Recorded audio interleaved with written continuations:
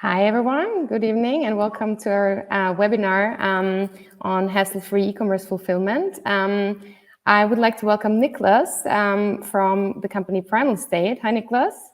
Hi. Hi, all. Really good to have you here. Thanks so much for joining us. So as you know, we have this series on different e-commerce topics related to peak fulfillment, especially, and peak season within e-commerce. And today I'm really, really excited to have Nicolas here because I think it's really great to get some hands-on experience from somebody who's been really successful with launching a brand, with expanding and growing really quickly, and especially also managing peaks as order volumes grow over a short amount of time. I think this is always very challenging for brands to kind of keep up with the demand and also to plan without really knowing what's going to come. And I think especially what Nicolas is going to show us is also that kind of going into this market quite recently, right? You launched this brand not too long ago. It must be even more difficult kind of to estimate what's going to happen during this season. So I'm really, really excited to have Nicolas here. And maybe let's start with a short introduction, right? Who are we and what are we going to share today? So my name is Petra. I'm a co-founder at Byrd and responsible for commercial topics at Byrd. If you haven't kind of heard about us yet, Byrd is an e-commerce fulfillment network. So we run a network of distributed warehouses across Europe that are connected with our warehouse management system. So basically, as an online retailer, you can choose where you want to store your products, and then we pick, pack, and ship them out from these locations. And that's it about me. Nicolas, handing over the word to you. Hello, everybody. Thank you for having me. I'm Nicolas, one of the founders and the CEO of Primal State, our oldest e-commerce project. According to Business Insider, we are on place 26 of Germany's fastest growing startups. Business Punk said that we are the most productive office. We do e-commerce for 5 to 6 years now. And about our project, Primal State, I will tell you guys a little bit more later. Cool, thank you so much. I was wondering actually what the most productive office means. Maybe you can share some of that a bit later. Yeah. Great to have you, as I said. I'll just quickly show kind of what the agenda today looks like. So basically, we want to keep this kind of very dynamic and actually give you guys a lot of time to ask questions. So what we're gonna see first is Nicolas is gonna show us basically kind of how Primal State started and the success factors. Then basically the second part is going to be mostly about fulfillment and how Primal State deals with these challenges during the busy season.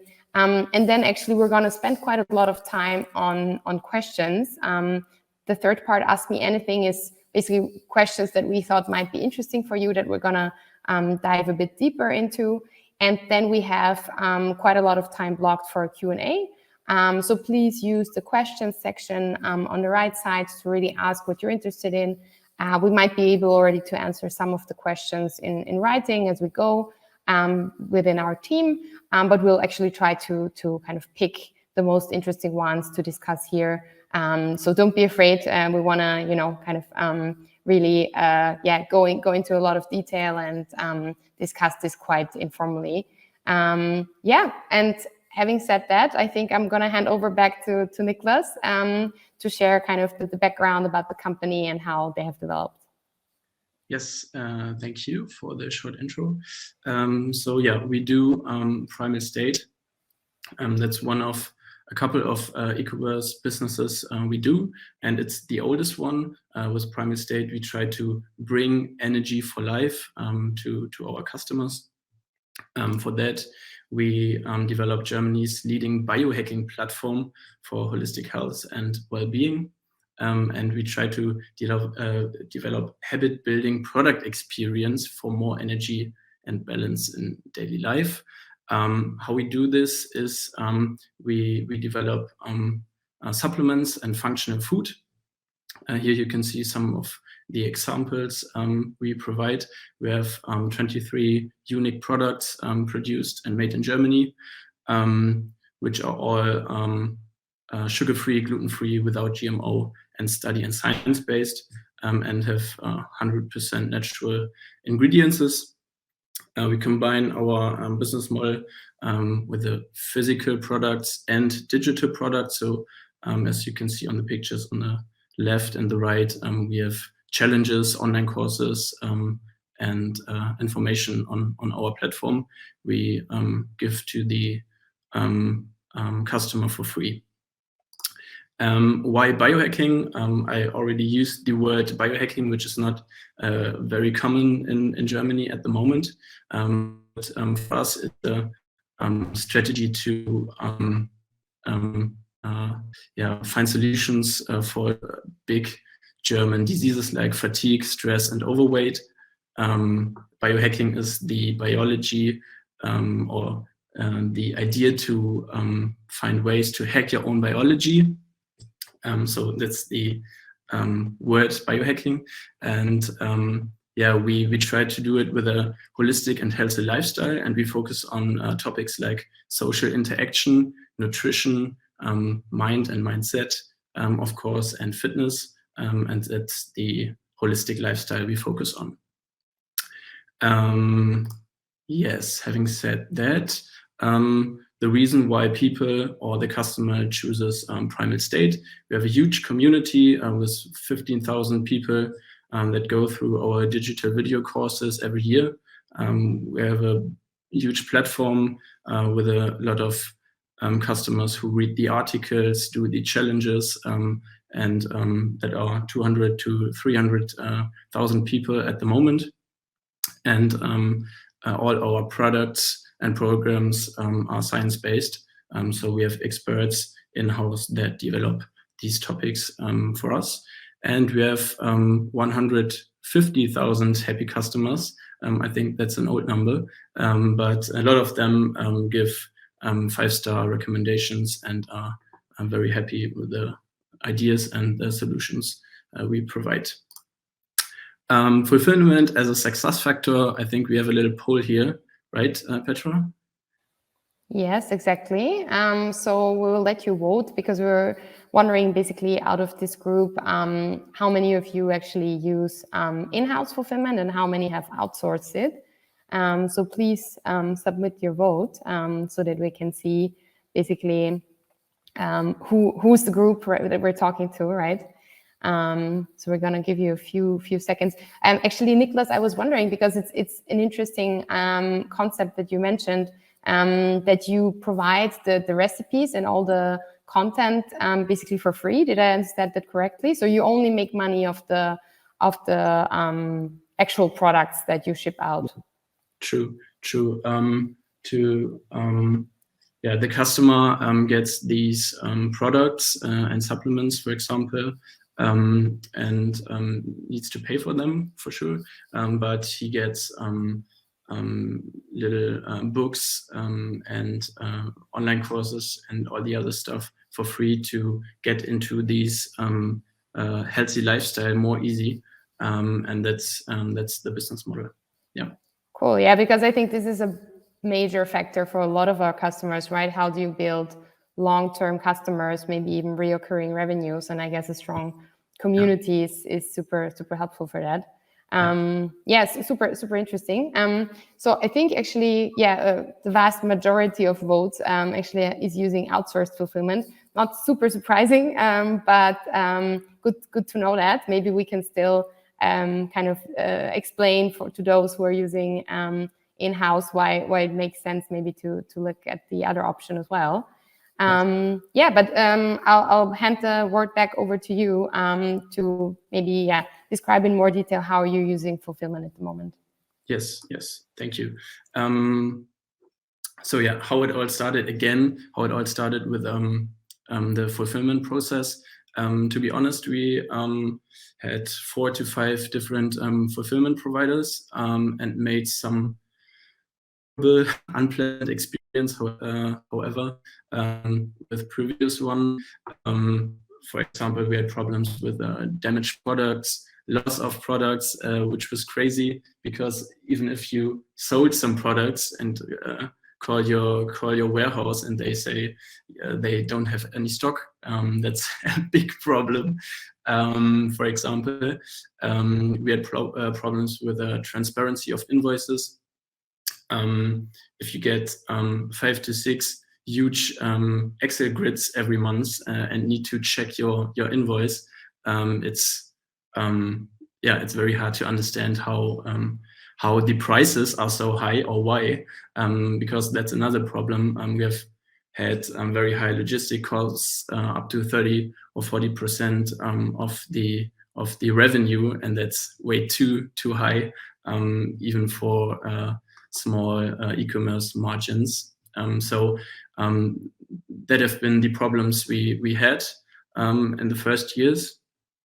And then we switched a lot of times to other fulfillment providers. At the end, we came to Byrd. We work with Byrd for a year now, but maybe it's more interesting for you how to find the right fulfillment provider, but because maybe there are other ones who are interesting or better for you. We are very happy with Byrd, but to give you some examples or tips for finding the right one, I think most important is to calculate or to know your numbers, for example, CM1, CM2, CM3, and calculate how many or how much can I pay for fulfillment. And then you can calculate your costs and the others and the offers from the providers for one order. So, for example, if you have a revenue of 30 euros or an AOV of maybe 50 euros, you know how many products and how much money, or not how much products, but how much money you can pay for your fulfillment. And in my eyes, you need to get different offers from all the fulfillment providers we have in Germany or maybe Europe, and then you calculate your costs for just one sample order, and that's the easiest way to find the right one or the cheapest one. And maybe it's a good tip for you if you are just starting with your project and you have less than 100 shipments per month. It's easier to start in-house and do the process and the fulfillment by your own first time, because there are so many learnings you get. Then it's easier later to work with fulfillment providers. Okay, next, growing with Byrd, scaling e-commerce operations with Byrd. What I really like at Byrd is the dashboard you get, because Byrd is the provider of the software system, and it's the best one I've ever seen. It's so easy to understand your numbers, your orders, your refunds, and the charges of the products. It's pretty good, and our customer support loves to work with it. In my eyes, we get very fair prices. We just signed the contract for another year, to be honest, and it's an excellent service level. So our key account, Bastian, replies in 2 hours if we have any questions, and that's so nice to work with them. So a quote of mine is, with Byrd, we have found a fulfillment partner that leverages technology to provide an excellent service level. Okay, I think that's it. Back to you, Petra. Great, thank you so much. Nicolas, I just saw that your connection, I think, is a bit unstable, so sometimes the system automatically turns off your video, but I think we can still hear you well, so it's not really a problem. Yeah, thanks so much for the kind words. I think the Byrd team will be very excited to hear that. Actually, so we have a couple of questions, but what I thought was super interesting also on your slide before is where you mentioned, like, know your contribution margin. So I think maybe you can answer this question as well. How do you do it in terms of basket size? Like, do you actively try to push up the basket size of your products, or is that something that you don't kind of work on that much? Yeah, sure. We do this every day. We always try to bundle products or give special offers. Yeah, we try to do this every day, or we offer cheaper prices if they buy more. So yeah, there's so many ways to do this. Yeah.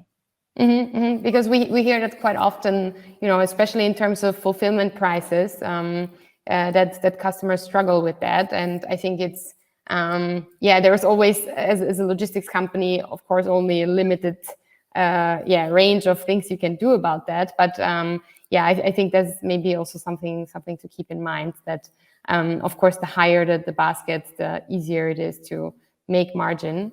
Cool. But I think we also have some other questions prepared. And in the meantime, please post your questions in the question sections. We'll be very happy to move on over to them a bit later. But I will start with the things that we kind of thought might be interesting for everybody. So maybe going more into how you have worked in the past with Byrd and how you've managed the fulfillment peaks. So maybe you can describe a little bit in more detail, how did Byrd support you during this time, especially when you were growing in Q4. I think you even doubled your shipping volume during that time. So basically, what were the important factors for you where Byrd was able to support you? Yeah. To be honest, in Black Friday or on Black Friday, we double our monthly revenue. And congrats. Sorry? So, congrats. That's pretty cool. Yeah, it is. Thank you. We are very happy about it.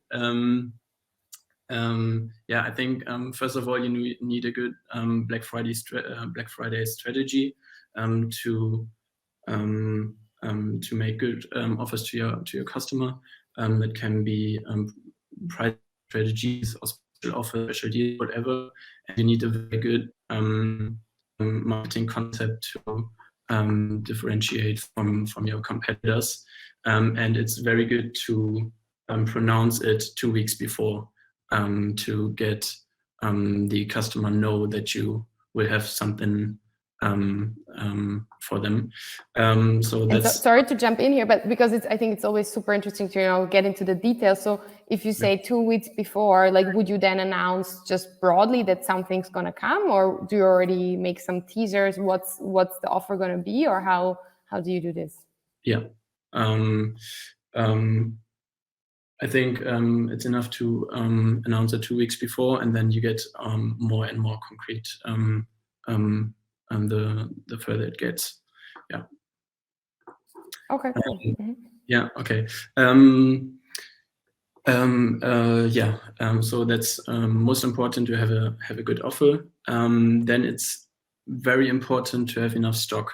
And stock is always a problem, especially if you're not investor backed or whatever. You need the stock, and you need to pay for it front end, even if you have a smaller business and no good payment deals. You need stock. For that, you can always ask your bank if you have a positive EBIT, but it's always possible to work with providers that pay your stock There are so many of them in the market. That's another thing you can do, or you work with pre-sales. So it's always possible to get paid your customer before you really send the product. That's something interesting too. And make sure that you have enough stock. That's the most or the most important tip I can give to all of you. Yes. Yeah, or you tell your customer that you have longer delivery times. That's always understandable for the customer, especially on Black Friday, because there's so many deals, and they will wait 2 weeks, even if they got a very special price for their products. Yeah.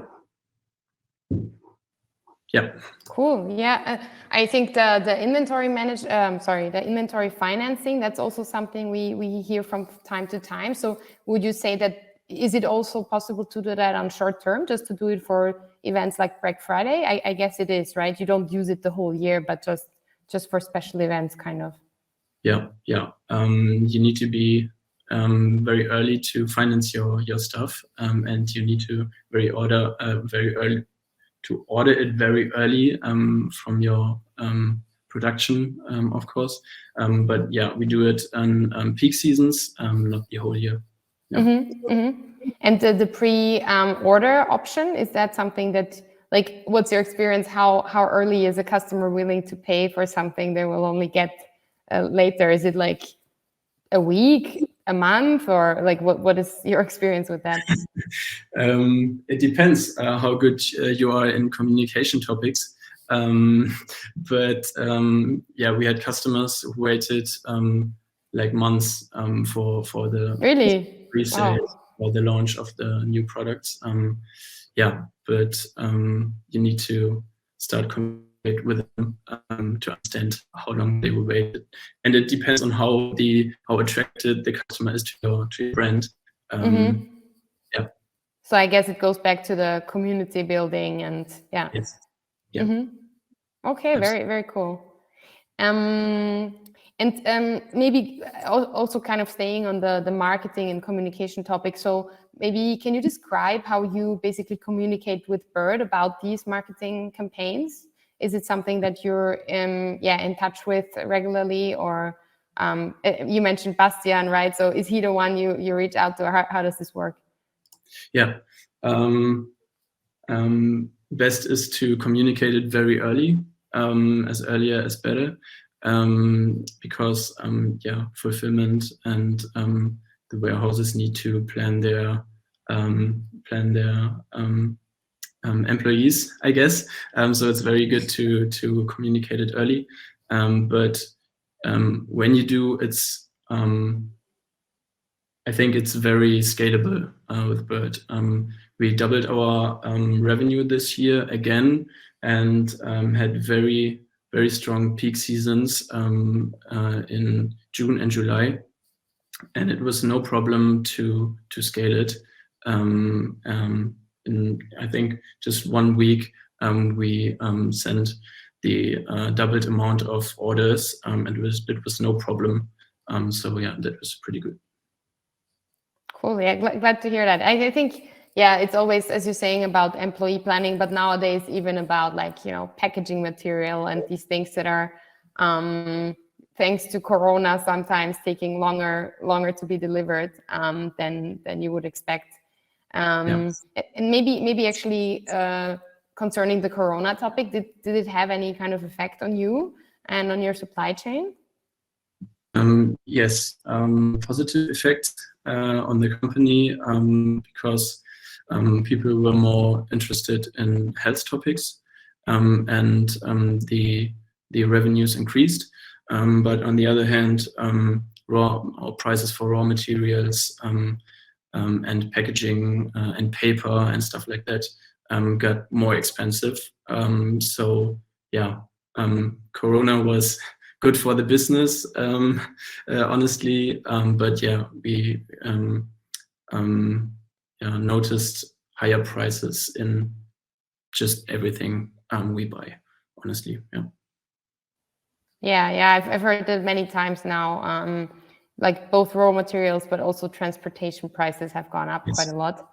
But when you mentioned the positive effects from the customer side, is that something that you expect to stay, or do you think it's gonna go down at some point again? Just people not sitting at home that much anymore and not trying to be healthy? Yeah, no, it will stay. Maybe not in this high amount, but it will stay because people are more likely at home and more open to order online, and that's something that will never change in my eyes. Yeah, and you only sell online at the moment, right? Or do you have any retailers that you do wholesale sales to? Yeah, we do some retail, but it's not the main business. It's about 10% of the business. Yeah, but not that much. Yeah. Cool. Yeah, very, very interesting. And what are your plans for the future? And basically, how does that work with byrd? Can you maybe elaborate on that a little bit? Yeah, sure. I think like every entrepreneur, we want to scale the business as high as possible, and that's good to have byrd on board, because it's very easy. Even if you have peaks or lows, you don't need to plan your warehouses or your employees by your own. That's not our core business. We can't do this. So it's very good to have partners like byrd we can very easily scale with. So yeah, that's the plan for the future. Yeah. And in terms of geographies, I think mostly you're focusing on Germany right now. Are there any plans from your side to expand, or do you do that like opportunistically, or how does this process kind of work for you? Yeah. We ship our orders to Europe, but it's the next steps will be to have warehouses in other European countries, and we are working on that with byrd as well. So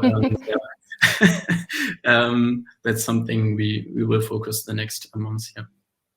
Yeah, but I imagine actually with all the content that you provide, it's actually quite a lot of work to. I mean, unless you want to keep it in English, but I guess you need to also localize a little bit more than that. So that would take some time to actually adjust it to new markets, I guess. True. Yeah. Cool. Yes, super interesting. I think we are through with our questions. Maybe we have one question in the in the chat. Basically, when do you start planning for Black Friday, Cyber Monday? Yeah, that's actually quite interesting. Yeah, is that what's a good time from your point of view with really the first preparation? When should that take place? Yeah. So buying starts in June, I think. So we give forecast to the production team for the rest of the year in June. But all the communication and the campaigning and all that stuff, marketing stuff, starts later. So we are trying to organize it in October to have it ready in end of November. Yeah. And I don't know if you can share these details, but how do you do the forecast? Like, I imagine, especially since you're growing so quickly, it must be really difficult. You know, like you don't have these kind of super stable sales where you say, oh, last year it was this amount, so this year it's the same amount plus a little bit of growth, right? So can you share some strategies on how to estimate that, and especially across different SKUs? That might be even more complicated. Any tips you can share? Yeah. We doubled the revenue, but it's very easy to know the numbers, because a Black Friday has been on a percentage level always doubled monthly revenue. So we don't plan the amount of products we sell from the last year, but the percentage of the month before, for example, October now, and the double revenue for next month. So that's how we do it. Yeah. Okay, so then becomes kind of more predictable. And is it that you try to push then individual products where you know you have so you don't just do a broad marketing campaign for everything? No. Okay. No. That would be. I think we would never do it because there are higher and lower margin products, and for sure we try to predict the basket sizes we want to have, and we try to focus the customer on the higher margin products and bundle them in their packages. And I just had another question, but I think I just forgot it now. But let's. There's one more question in the chat. How do you decide on which countries to expand to? Yeah, there are so many ways to do it, but I think we make a mix from all of the strategies. So a good indication for good running products in other European countries is Amazon.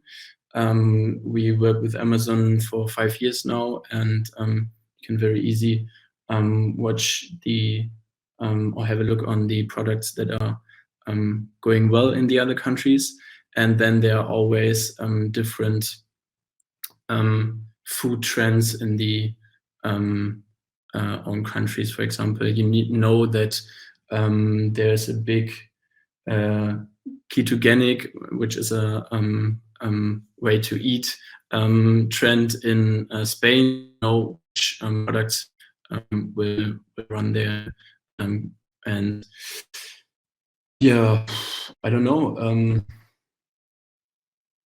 Yeah, Google Trends, for example, is also a good idea.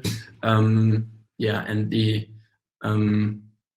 to be honest, sometimes we focus on countries we like more than others. Sometimes it's in our interest to focus on Spain more than on other countries. But so that the business trips become more interesting when you go there. To be honest, yeah, that's a factor. Yeah, I don't know. That's not the main reason for sure, but there are different ways to do it, and some more I don't know at the moment, to be honest. But you mentioned this ketogenic trend, for example. Would you then even decide to develop specific products for a new region, or do you think more globally when you think about introducing products? Yeah. No, I don't think so. So we have 23 products, and a lot of them will launch the next month, or a lot of new ones. I think we wouldn't develop new products for new countries. To be honest, we have so many products we can try to implement to the market there. So yeah, no new products, especially for new countries. No. And I just remembered the question I wanted to ask before, just going back to the Black Friday offers. Is there something where you say the offer has to be at least this attractive? Like, have you seen that if you offer, let's say, too little, then customers are not that interested and the effect is weaker? Or do you think customers just look for any kind of deal and it doesn't really matter that much what you offer? I think, from my opinion, it's very important to communicate high discounts front end, as higher as better, and then to offer lower discounts on the later checkout process. Yeah, so I think you need to communicate high discounts front end. That's very attractive. to the customer. Yeah.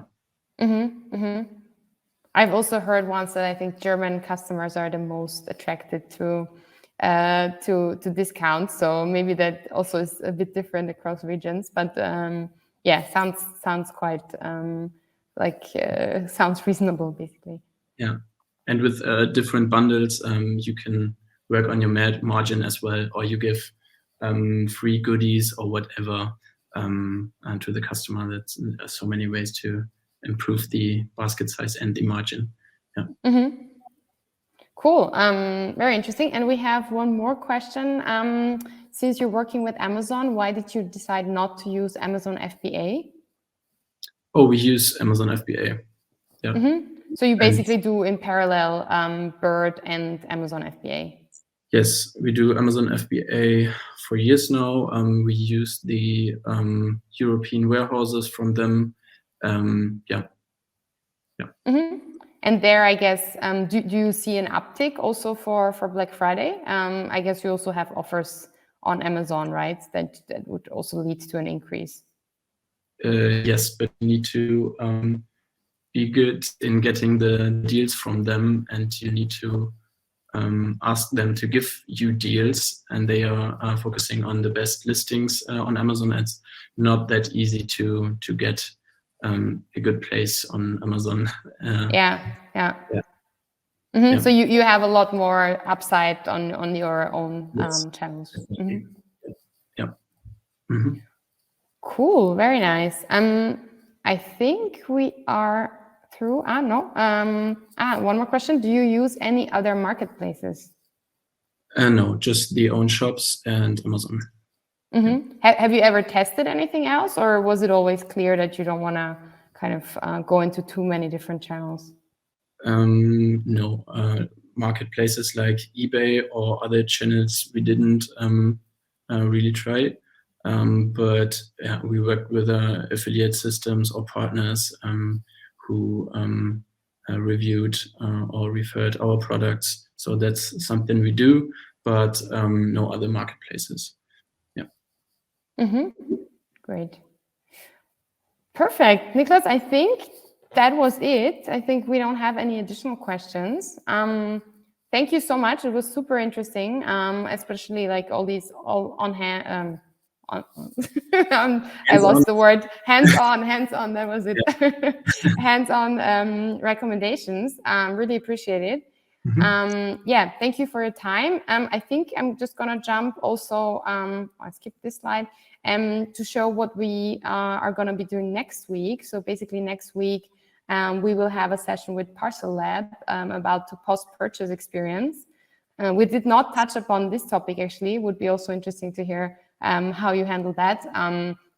But we're basically trying, digging deeper into how to, build loyal customers. And I guess there's a lot of opportunity there after they have bought from you. If you have time, tune in next week at 5 p.m. And this is it from our side. The audience for participating. Nicolas, again for your time. Yeah, really cool to see you develop, for sharing so many details. And have a good evening, everybody. Thank you. Bye bye.